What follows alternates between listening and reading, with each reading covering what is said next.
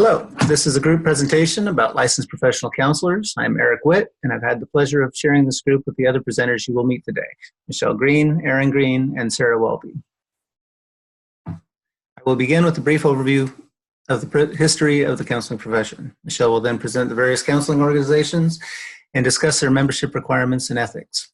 Aaron will present and discuss the educational requirements of the professional counselor. And finally, Sarah will present the results of her interview with LPC Lori Sipple and our group conclusions. The Bible suggests that God's love is the true origin of counseling. In Genesis 1, God created mankind and immediately acknowledged our need for companionship. Jesus says in Matthew 22 that the greatest commandment is to love God, but that the second is to love your neighbor as yourself. In Romans 15:12, it specifically states that we are called to build each other up. Professional counseling answers these calls by providing a direct avenue to hurting people who are seeking help. Even in the absence of a Christian worldview, great minds have always considered these things. In the 7th century, Greek philosophers such as Hippocrates contemplated meeting. He offered early therapies for mental illness and provided a base for counseling concepts such as healing and do no harm. More recently, in the 17 and 1800s, the Industrial Revolution brought about dramatic social change. Modern inventions allowed specialization in the development of factories. People moved to large cities away from widespread farming communities. The mass of people highlighted and increased the needs in the areas of poverty, education, and mental illness. It was a new environment for all, requiring new skills. Large population promoted disconnection. There were many strangers from many cultures. Industry drove the need for vocational guidance, and these factors all combined to produce early social workers, educators, and counselors at the dawn of the 1900s. The counseling profession developed out of 3 major areas of study. Early social work provided structural systems for the counseling field and became a model for the advocacy of modern counselors. At the turn of the century, psychiatry and psychoanalysis began attempts to classify and to understand mental illness.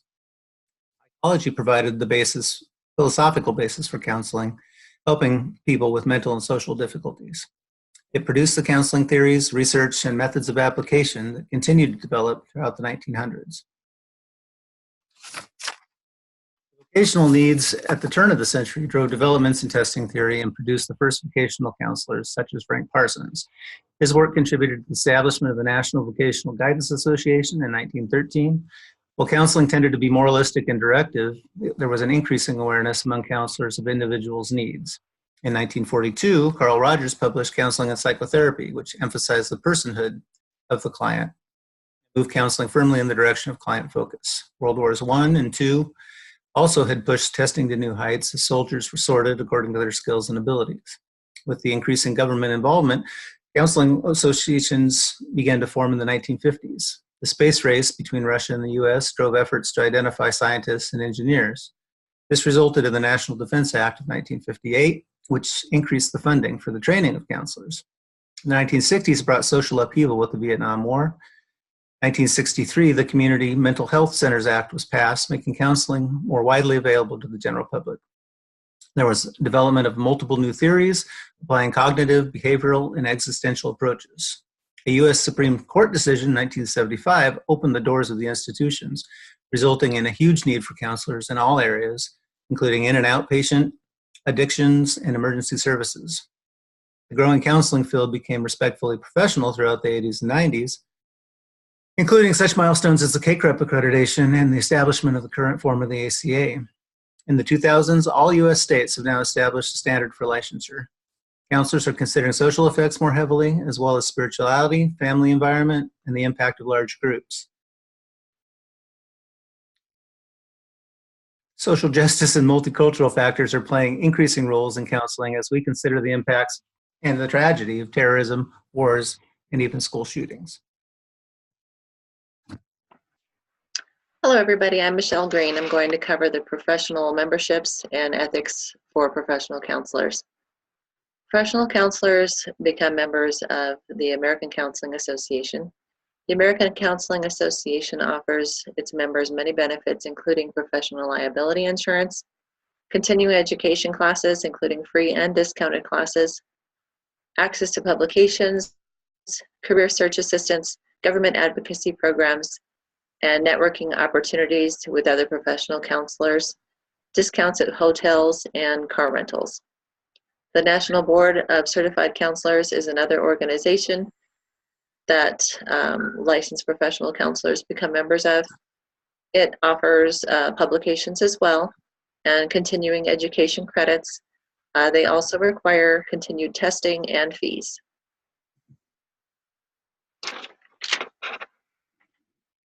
The Code of Ethics with the American Counseling Association was first published in 1961. The current Code of Ethics for Counseling Professionals was published in 2014. They continue to improve the requirements for licensed professional counselors with a focus on the needs of the client and the importance of the safety of the client-counselor relationship. Primary focus of the Code of Ethics for licensed professional counselors includes enhancing human development, honoring diversity, and understanding people through a multicultural approach, and supporting their worth, dignity, and uniqueness, promoting social justice, safeguarding the client-counselor relationship. Principles of the Code of Ethics include autonomy, the right of the person to decide the direction of their life, non-maleficence, avoiding action that may cause harm, beneficence, working for the good of the individual and society by promoting mental health and well-being, justice, treating other people equally, fidelity, honoring commitments and keeping promises, veracity, being truthful in all aspects, both professionally and personally. The purpose of the ethics is to have a set of obligations for each member that they must follow, identify ethical considerations for professional counselors and trainees, clarification of ethical responsibilities of its members, provide ethical guide for counselors, and an avenue for processing complaints.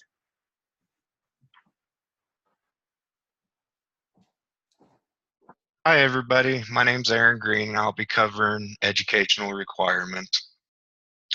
The minimal educational requirements counsel for accreditation of counseling and related educational programs, also known as KCREP, the accrediting body in which most states require for a license. All standards are set out by KCREP to be applied for entry-level and doctoral level programs. Graduate level is minimum of 60 semester credit hours. Faculty must have a doctoral degree in counselor education, and it is preferred that the doctoral degree is from a KCREP accredited institution. It is also to be noted that the academic try to recruit, employ, and retain diverse faculty to an inclusive learning community.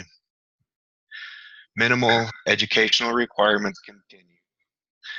The academic unit must attempt to enroll and retain a diverse group of students. Guide to identifying successful graduate students are: what are the student's career goals? Does the student have aptitude for graduate school? Success in forming effective counseling relationships. Is there an individual who is respectful and conscientious when it comes to diversity culture? These items are what must be considered. Also, new student orientation is to happen in the first term, and a detailed handbook and specific guidelines are to be discussed with the student. Counseling curriculum. Syllabi are to be available to prospective students and enrolled students.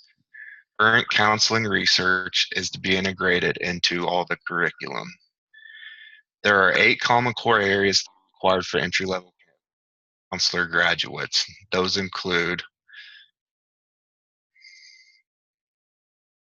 professional counseling orientation and ethical practice, social and cultural diversity, human growth and development, career development, counseling and helping relationships, group counseling and group work, assessment and testing, research and program evaluation.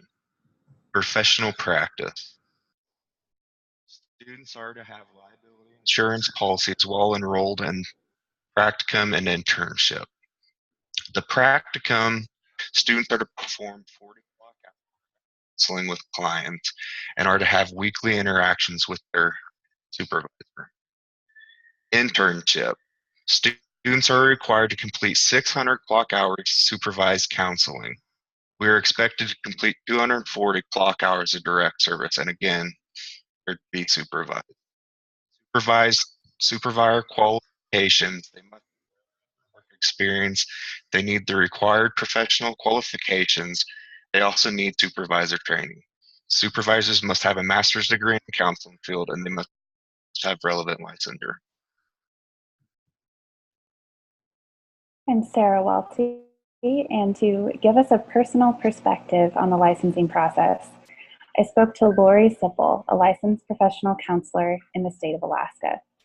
Lori is a certified sex offender treatment provider, trauma therapist, and chemical dependency counselor, and currently she works for the Center for Psychosocial Development, where she conducts individual and group therapy with sex offenders who have a developmental disability. I asked a series of 10 questions created by our group, which you will find on the following slides.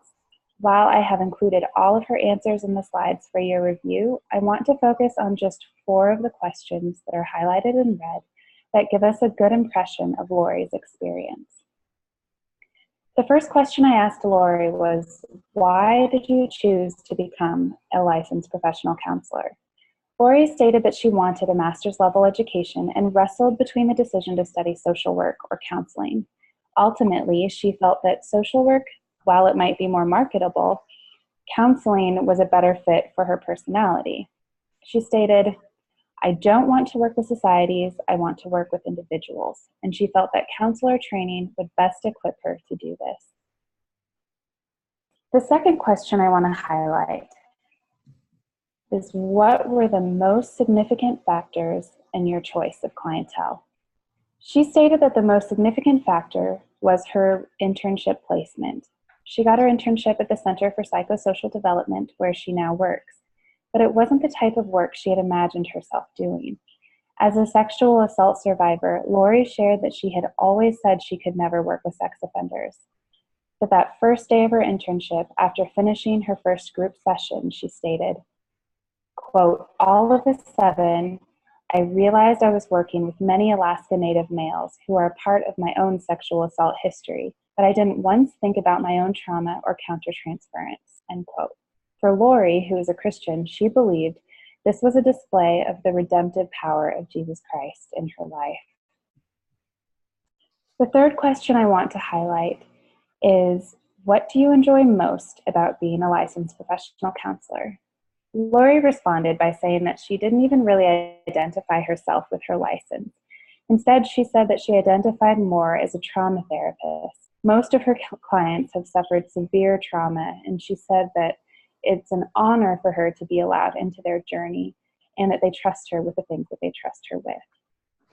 Finally, Lori ended our interview with some advice for new counselors. She stated that we should always ask the question, am I working harder than the client right now? And of course, to pray often. As we have demonstrated in this presentation, the mental health professions have a fascinating history, branching off in recent years into several main disciplines, which include the counseling profession. We looked into the ways the counseling profession differs from other disciplines in this field and the general requirements for education, the application of available professional organizations, the code of ethics that govern the counseling profession. Finally, we heard from Lori Sipple, who shared her experience as a licensed professional counselor. As Eric stated in the introduction of our presentation, as Christians, the motivation for our work is inspired by our faith. Whether we work as social workers, psychiatrists, or counselors, the work that we do expresses our belief in, as Lori shared, the redemptive power of Jesus Christ. This concludes our presentation. Thank you.